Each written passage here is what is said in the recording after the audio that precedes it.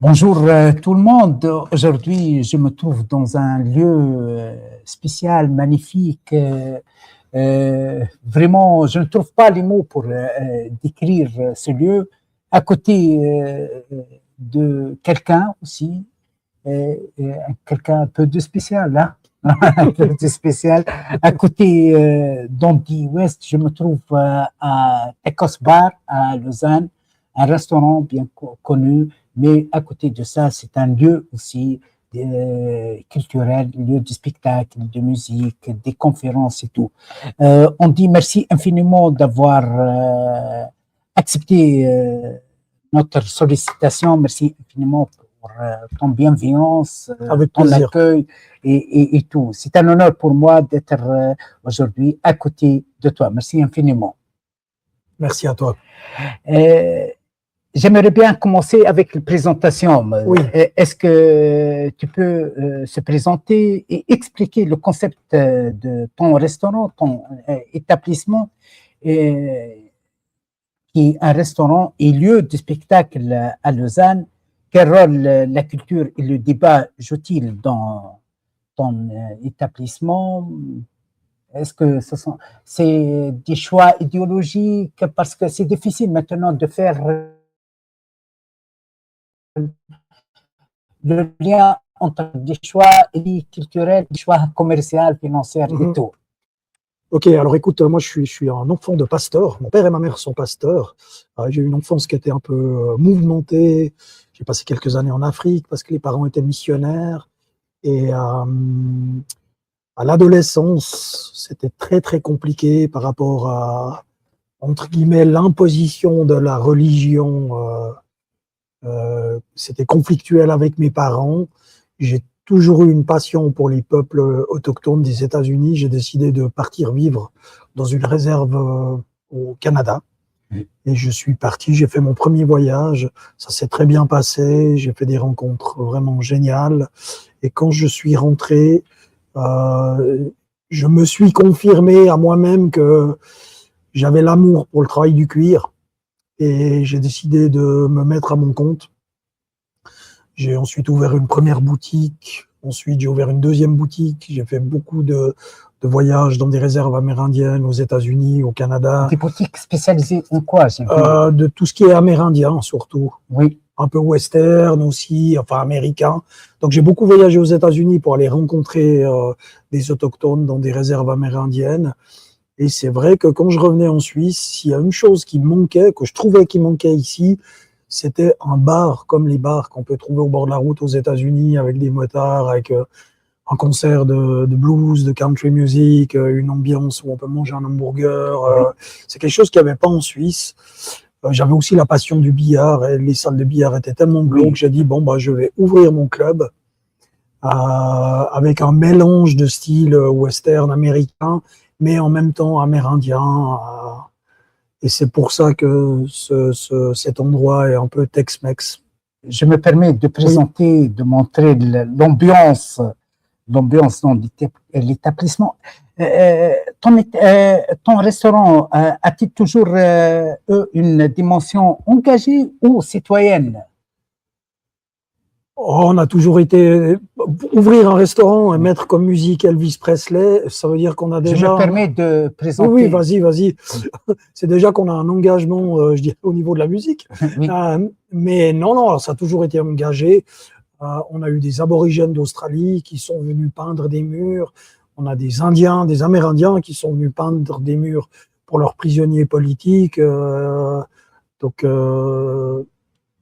ce lieu représente vraiment un esprit de liberté dans tous les sens du terme.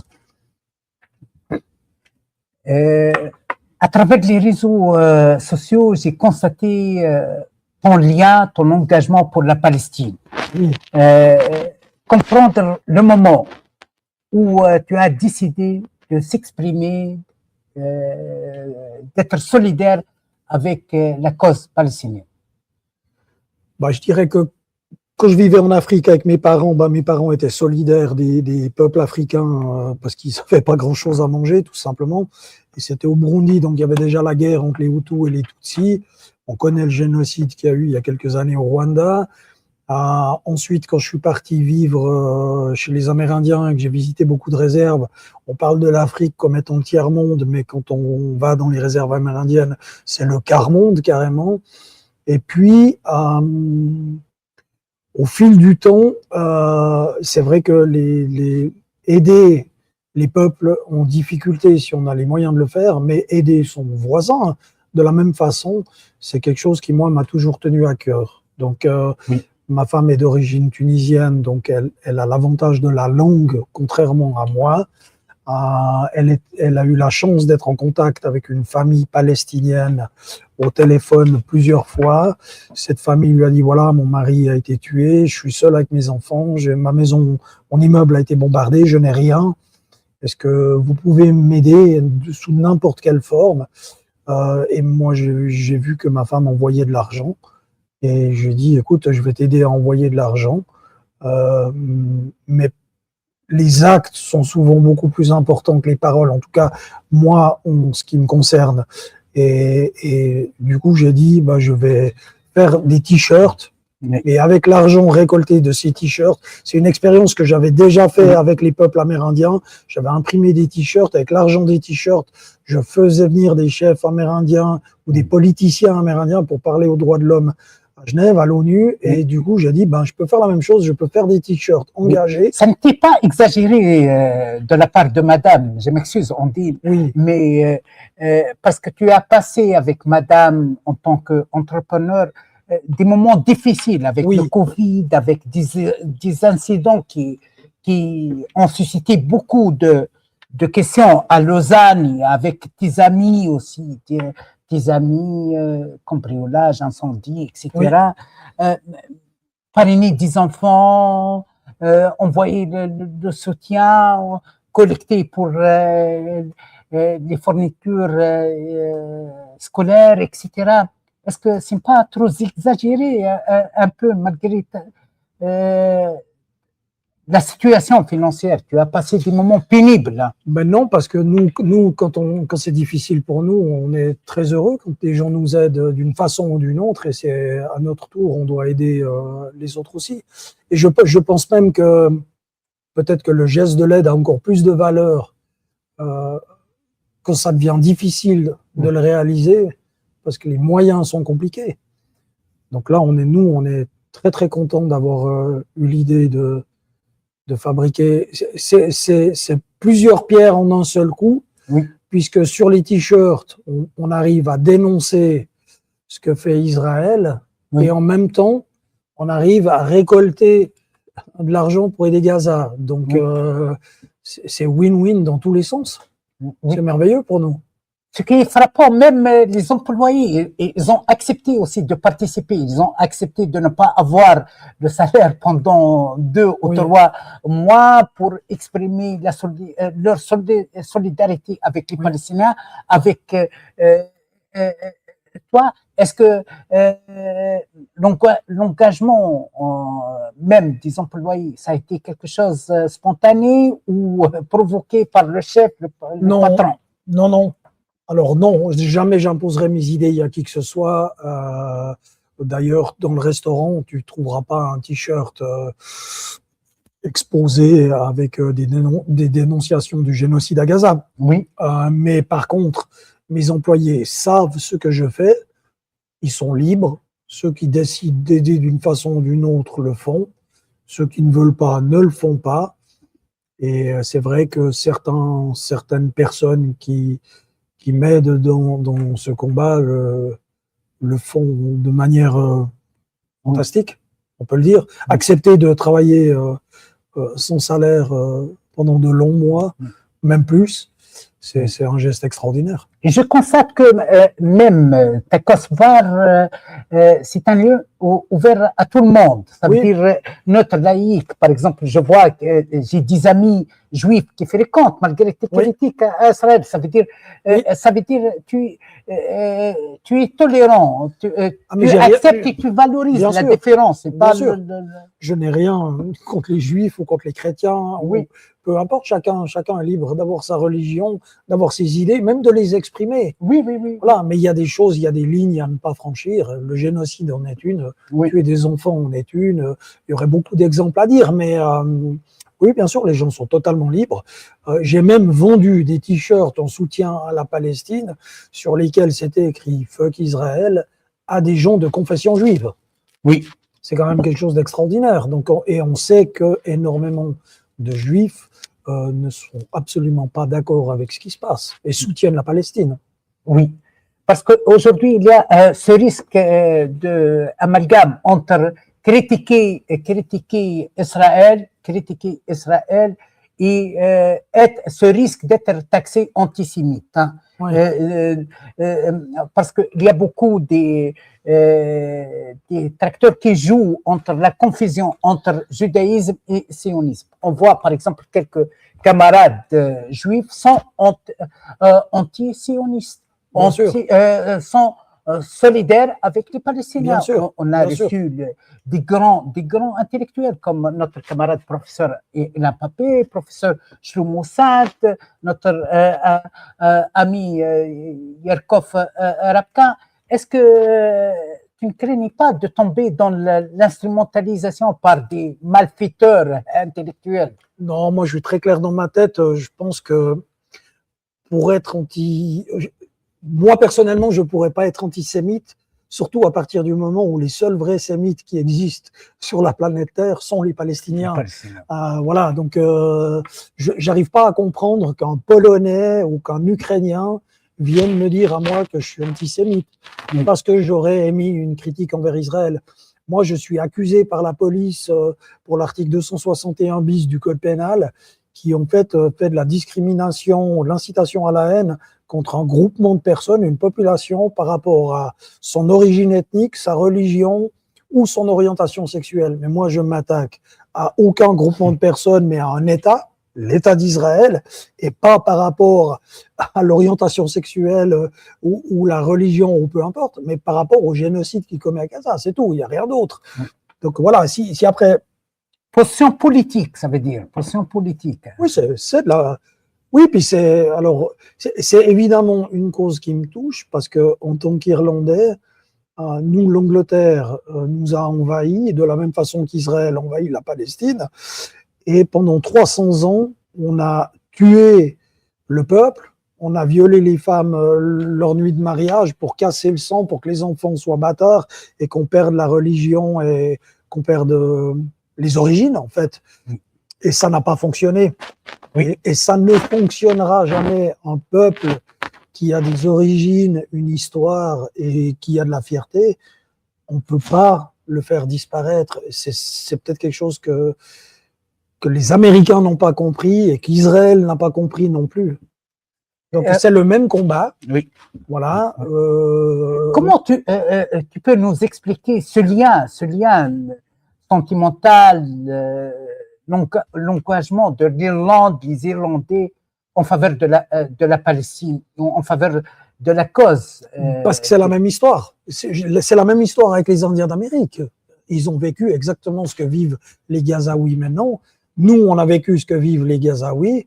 On a dû lutter pendant 300 ans pour se libérer. On espère que Gaza n'aura pas besoin de lutter pendant 300 ans et que ça ira beaucoup, beaucoup plus vite. Ça fait à peu près 80 ans que ça dure maintenant. Il faut que ça s'arrête. Mais évidemment qu'on est sensible à ce qu'il leur arrive, puisque c'est arrivé exactement la même chose à nos ancêtres. Et on apprend de l'histoire de ses ancêtres. Enfin, en tout cas, j'espère qu'on apprend de l'histoire de ses ancêtres. Donc, si aujourd'hui on jouit d'une liberté et du droit à nos racines, c'est grâce aux gens qui ont combattu. Donc, on ne peut que supporter et soutenir ceux qui combattent pour la liberté de Gaza et du peuple palestinien.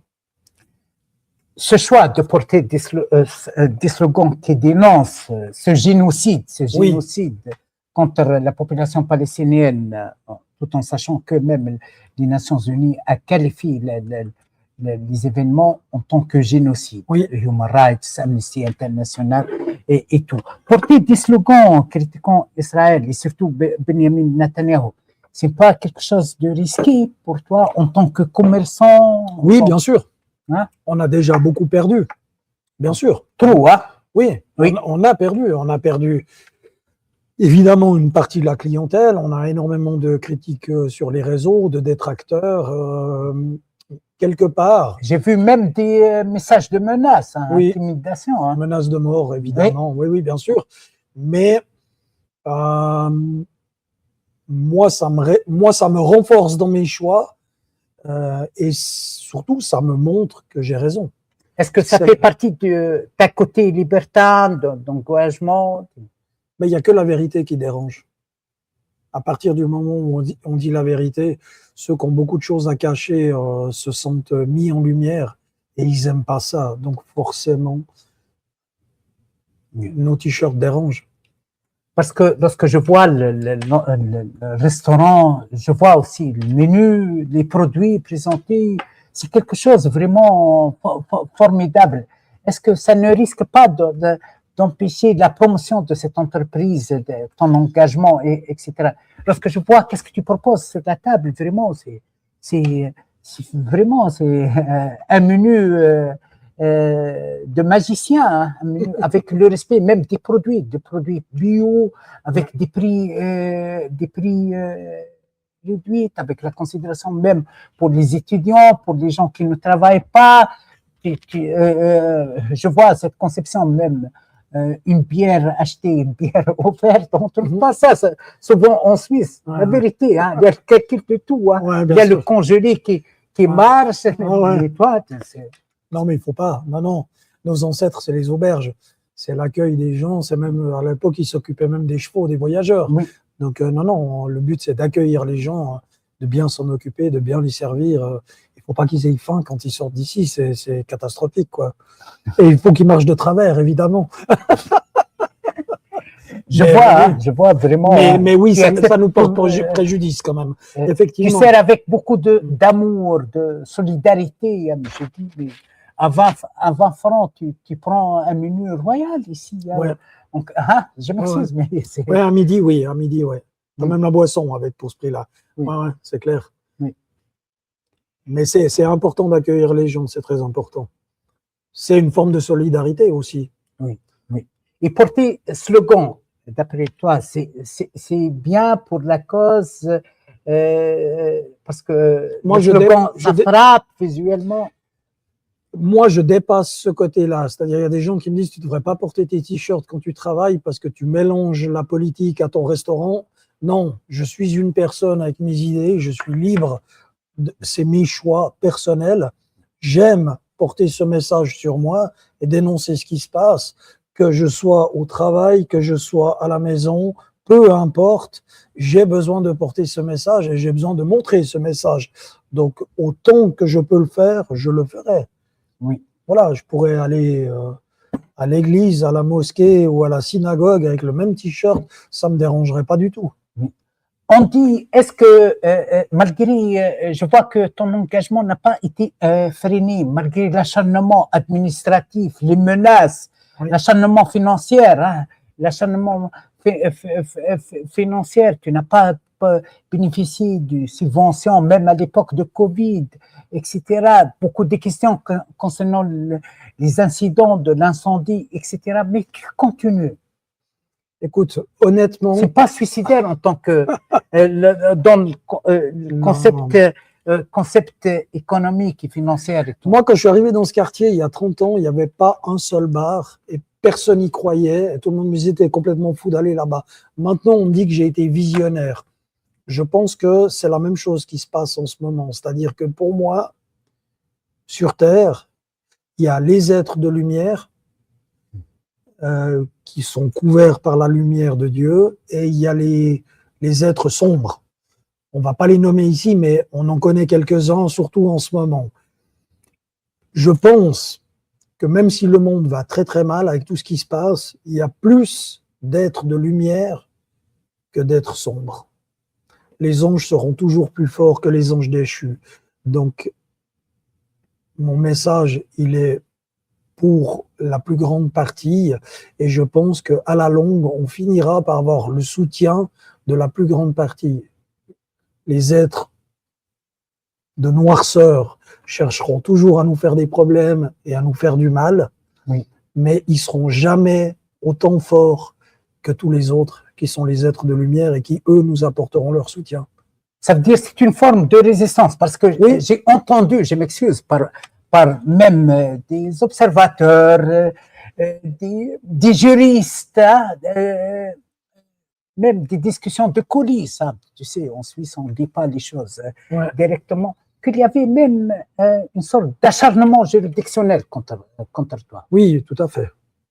On a un procureur général et un inspecteur de police qui s'acharnent, vraiment.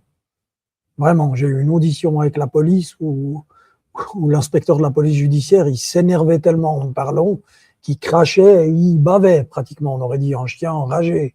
Et le procureur qui a ordonné les perquisitions, il a fait perquisitionner mon restaurant, mon domicile et un de mes dépôts où j'ai les habits de mon magasin et du cuir qui n'a rien à voir avec les t-shirts qu'on produit.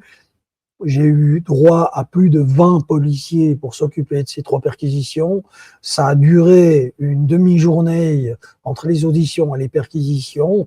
Et si on prend le 2 poids 2 mesures, on se dit que le drame du 31 décembre à Crans-Montana, il y a eu 41 victimes. Oui. Et jusqu'à aujourd'hui, il y a eu 0 perquisition. Oui. Donc voilà, Oui. on peut pas le dire plus simplement que comme ça.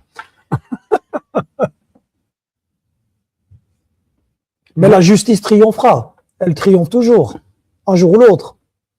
Oui.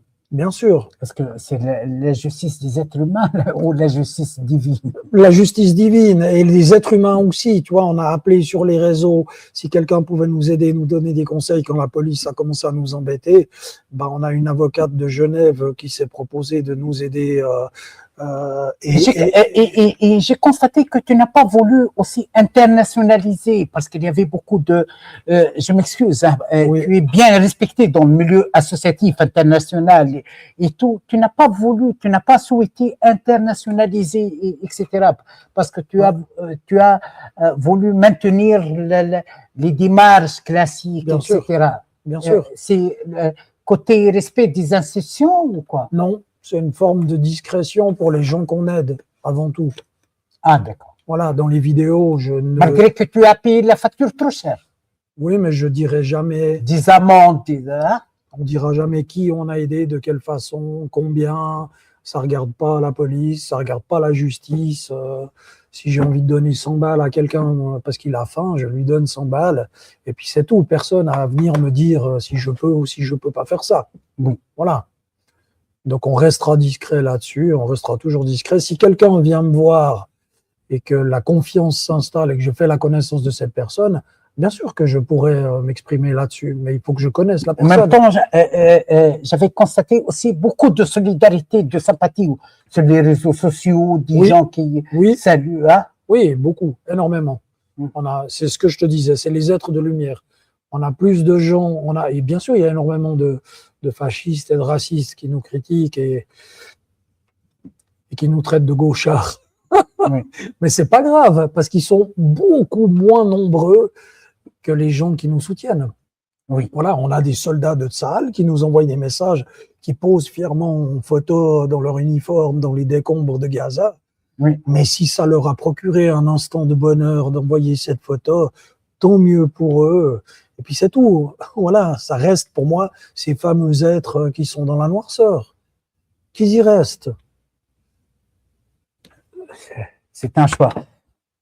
Ton message s'adresse principalement à qui? Ton message de dénonciation, de critique, d'appel à la solidarité, à la vigilance de l'humanité et tout, s'adresse à qui? Aux décideurs, aux citoyens? À tout le monde. À tout le monde. Je dirais pas aux décideurs.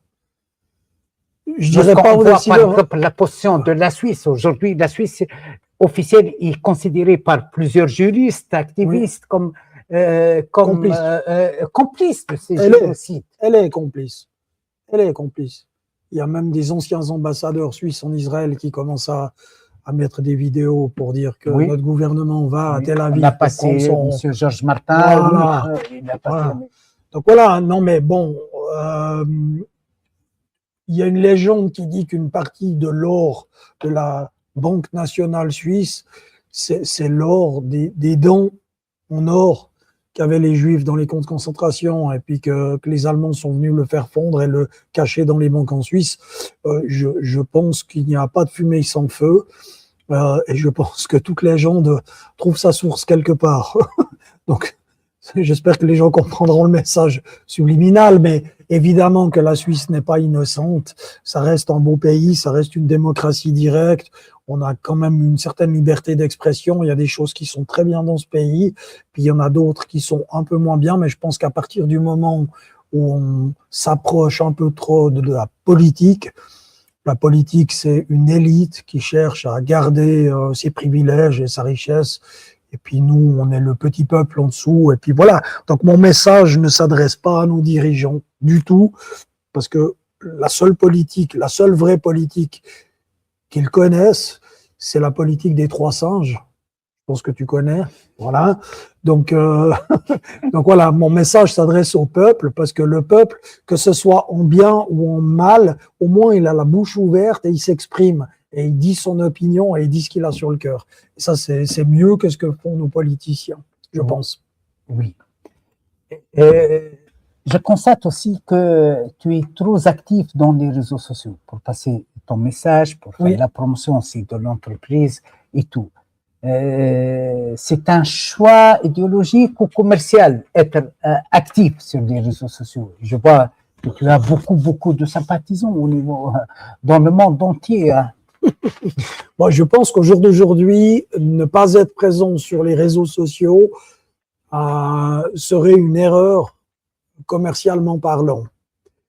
Mais il ne faut pas tomber dans le piège des réseaux sociaux. Et les réseaux sociaux, c'est la même chose. Ils ont aussi un côté un peu noir et un côté un peu plus de lumière. Donc voilà, à nous d'être assez intelligents pour les utiliser à bon escient. Puis pour utiliser ce qu'il y a de bien dans les réseaux sociaux. C'est quelque chose qui m'a frappé, qui m'a touché, que j'ai vu qu'il y avait plusieurs personnes qui ont proposé le soutien matériel, mais tu es vigilant, tu refuses, tu appelles ces gens à soutenir directement des organisations humanitaires et tout. C'est quelque chose qui m'a touché vraiment. Hein. Ouais.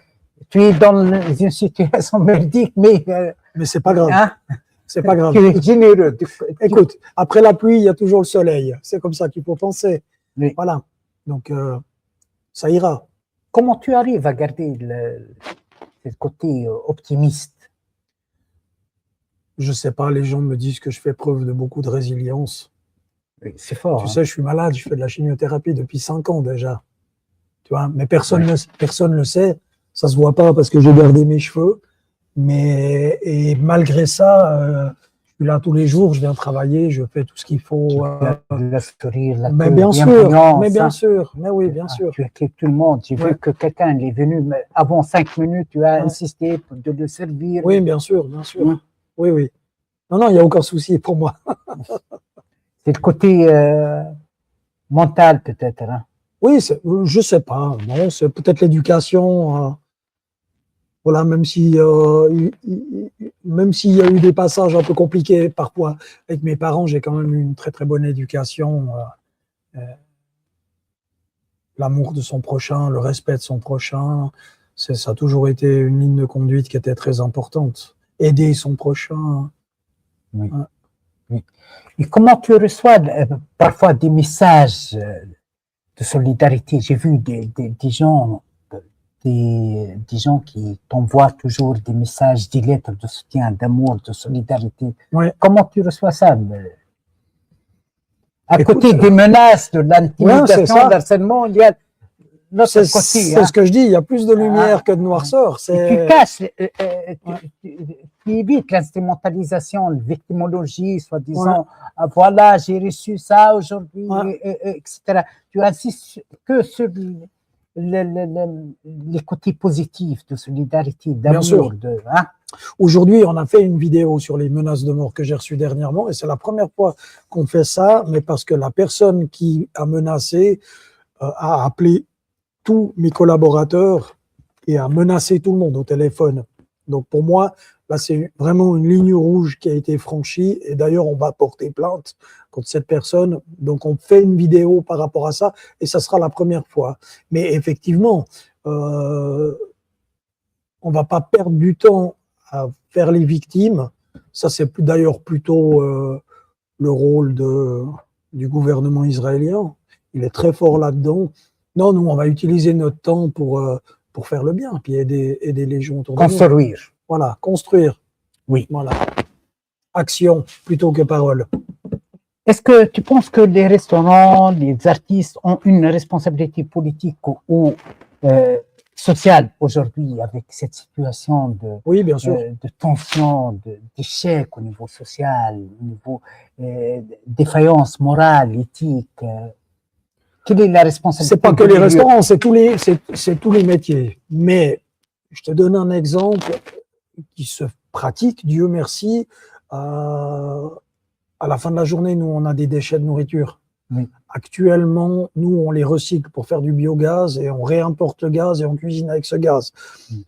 Mais si la cuisine est encore ouverte et que quelqu'un se présente et qu'il a faim et qu'il n'a pas d'argent pour manger, ben, évidemment qu'on préfère lui donner une assiette. Et même si on ne l'a pas, on va le faire. Il n'y a aucun souci. Parce que l'idée qui règne, je m'excuse, surtout en Suisse, si le moral ne fonctionne pas dans la logique de gestion de l'entreprise, il n'y a pas une marge de morale, de l'éthique, de débat, de l'engagement et tout. C'est pas compatible avec le... Je pense que oui. Personnellement, il y a beaucoup... Il y a le côté éthique. Oui, il y en a beaucoup. Vraiment. Vraiment. Tu vois, on a une grosse entreprise à Lausanne qui est dans le génie civil, qui s'appelle Denerea. Ils sont très connus, hein, ils fabriquent des routes, des immeubles. Oui. C'est vraiment... quand j'ai commencé à traverser des difficultés, ils m'ont dit, nous, on aime beaucoup ton restaurant. On n'a rien à voir avec la restauration, nous, on fait de la maçonnerie. Mais nous, ça nous embête si ton restaurant disparaît. On aime comment tu nous accueilles, on aime ce que tu fais, donc on va te soutenir. Et ils m'ont acheté des bons pour m'envoyer des gens manger ici. Et ils ont payé les repas d'avance. Tu vois, et ils ont fait ça 2 fois. Et c'est des montants, ça représente plusieurs milliers de francs. Alors, c'est une petite goutte, hein, mais cette petite goutte, elle a une importance et surtout, c'est une goutte d'espoir. Tu comprends? Ça nous donne la force de continuer à se battre. Et des gouttes comme ça, on en a reçu beaucoup. On a des groupes de musique qu'on ne pouvait pas payer parce qu'on n'avait pas les moyens de payer un cachet. Qu'on dit, c'est pas grave, nous, on vient jouer. On amène du monde, on amène tous nos amis et ils boivent des bières et ça va te faire gagner un peu d'argent et ça va t'aider à payer ton loyer. Et tu vois, donc c'est ce que je dis. Et ben, c'est clair que ce que je te disais au tout début de l'interview, c'est que c'est un cercle, en fait. Nous, on donne, mais on reçoit aussi. Il y a des gens qui nous aident tous les jours, mais juste les gens qui viennent manger ici parce qu'ils ont vu une vidéo et qui disent, il y a beaucoup de gens qui disent, ah, le t-shirt du patron, il faut le soutenir et il faut aller manger là-bas. Parce que je porte un t-shirt qui dénonce le génocide à Gaza. Ben voilà, donc tout ça, c'est de l'aide qu'on reçoit et à notre tour, après, on peut aider d'autres personnes. C'est une énergie qui circule. Oui. On dit, comment tu vois la situation de l'humanité aujourd'hui, avec ces conflits, ces famines, ce génocide aussi au Soudan, génocide au Congo, guerre en Ukraine, Ouais. agression contre l'Iran, Voilà.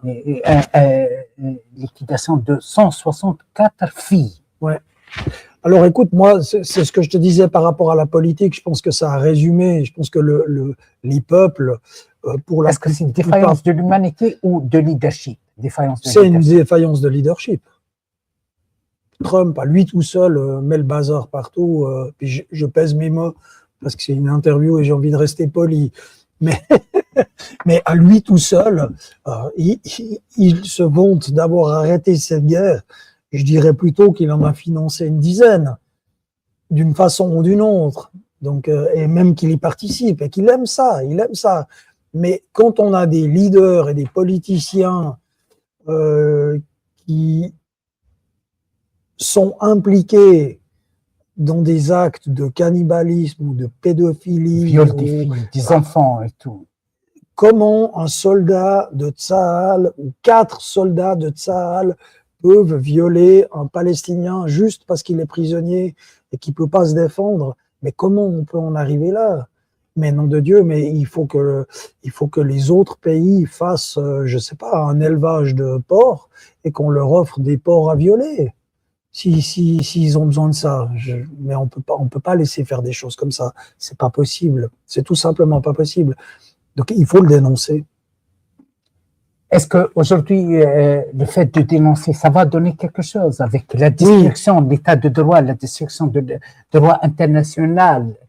Trump a kidnappé un président et il menace Cuba, il siège Cuba depuis 64 ans, des enfants qui meurent par manque de médicaments, etc. Est-ce que ça suffit de Trump a pris dénoncer? Ouais, alors maintenant Trump a le pétrole sud-américain, il a celui de l'Irak, il a des accords avec tous les pays pétroliers, toutes les monarchies. Il va avoir bientôt celui de l'Iran s'il y arrive, mais je le souhaite pas évidemment. Et j'espère que ça ne sera pas le cas. Je pense que de toute façon la guerre froide ne s'est jamais vraiment terminée. L'objectif, il est assez simple. Quand il aura lui tout seul 80% du pétrole mondial, il n'y a plus qu'une personne qui sera indépendante avec le pétrole, c'est la Russie. Ils mettront le prix du pétrole tellement bas que plus personne voudra acheter le pétrole russe et enfin les États-Unis pourront dire on a gagné contre la Russie. À mon avis, c'est le but ultime, mais ces gens-là sont complètement dégénérés du cerveau. Ils sont complètement fous. Ils vivent dans un monde, je sais pas si c'est la drogue ou C'est inhumain. Ils sont possédés. On peut se poser beaucoup de questions, franchement. Je pense qu'il faudrait un asile. Eux, ils ont ouvert Guantanamo. Il faudrait faire la même chose avec un asile. Et il faudrait prendre tous ces dirigeants qui ont la grosse tête et qui pensent être tous des champions du monde de je ne sais quoi. Il faudrait tous les enfermer avec des camisoles de force, en fait. Ton attachement à la liberté, surtout à la liberté d'expression, à la différence, à la liberté des choix politiques, etc. Est-ce que aujourd'hui tu le trouves justifié avec cette tendance, même en Suisse, en France, surtout l'étiquetage antisémite? Si tu critiques Israël, tu es antisémite. Si tu défends les musulmans, tu es un gauchiste, islamo-gauchiste. Ouais. Si tu défends, par exemple, Cuba, tu es communiste, communiste, pro cartel. L'étiquetage des libertés d'opinion. C'est une façon de posséder, c'est une façon propagande. On parle souvent de la propagande exercée par même des médias mainstream, comme l'exemple de l'RTS, par exemple, etc. La propagande. Alors nous, on avait préparé une vidéo pour la RTS où on allait conseiller à tous nos abonnés d'aller voter pour faire annuler la redevance TV, parce que cette redevance, tous ceux qui la défendent disent qu'elle est pour que nos médias soient indépendants et qu'ils ne soient pas soumis à aucune pression.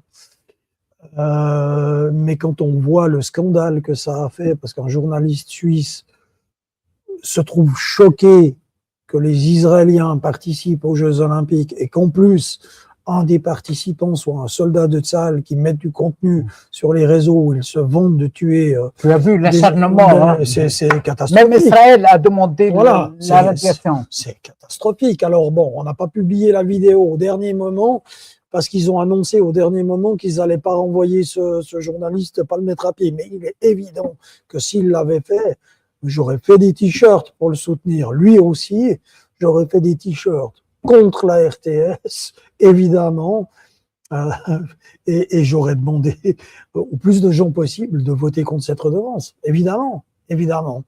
Mais le monde est de moins en moins libre. Je pense que les gouvernements veulent absolument nous maintenir dans une espèce de peur. C'est clair que plus l'humain a peur, plus il va chercher à travers peur. Ouais, bien sûr, il va chercher la protection de son gouvernement. C'est vieux comme le monde, mais après ça marche avec certaines personnes, puis ça marche moins avec d'autres, quoi. Voilà. Ton message de fin pour les Palestiniens, pour les gens les sympathisants, pour les associations qui se préparent même à te défendre juridiquement, institutionnellement, aussi contre l'acharnement, l'intimidation. Ça veut dire, je vois beaucoup de groupes, des personnalités publiques sont derrière toi. Qu'est-ce que tu dis?